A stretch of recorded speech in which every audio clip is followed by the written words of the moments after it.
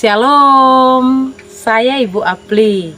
Setelah saya mengikuti kelasnya Kakak Aji Syafa, ada 3 poin penting yang ingin saya sampaikan.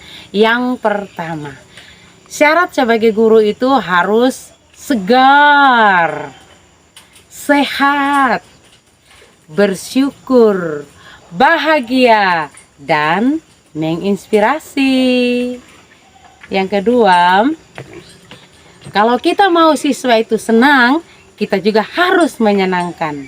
Dan poin yang paling penting yang ketiga yaitu kalau kita mau siswa senyum, kita juga harus tersenyum. Ingat 2-2-5.